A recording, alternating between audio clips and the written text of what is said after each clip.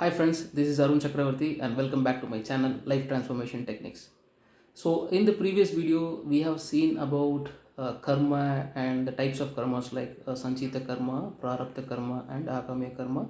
Also we have seen that how much percentage of that karma plays a role of destiny and how much we have it as a free will, right?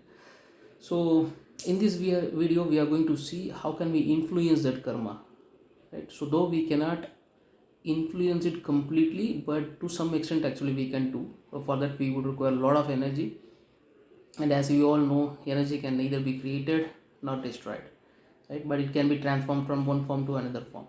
So mass can be transformed into heat, and heat can be transformed into light, and light can be transformed into any other form as we intend and as we try it out, right?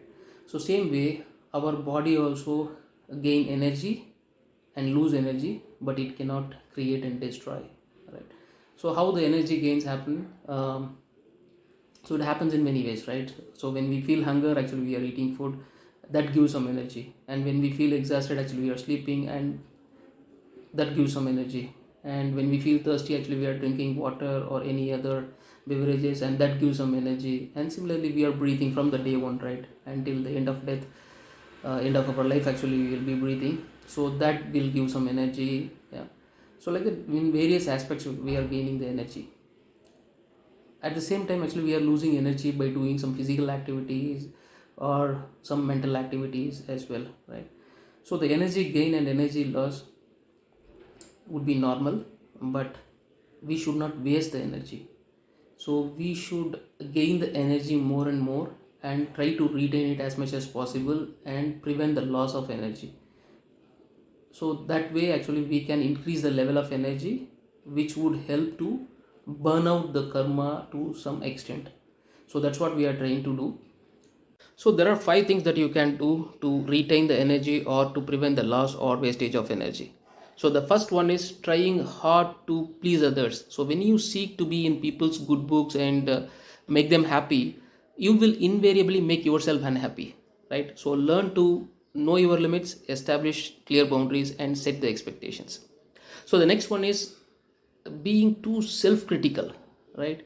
So constantly criticizing and judging yourself can be exhausting, right? Because overemphasize your weakness and obsess about our flaws will drain you completely, so don't do that one. Practice self-compassion and learn to treat yourself with love and encouragement. And next one is holding on to anger and resentment, because anger and resentment are the most poisonous emotions you can have, right? Because once Buddha said holding on to anger is like grasping a hot coal with the intent of throwing it to someone else.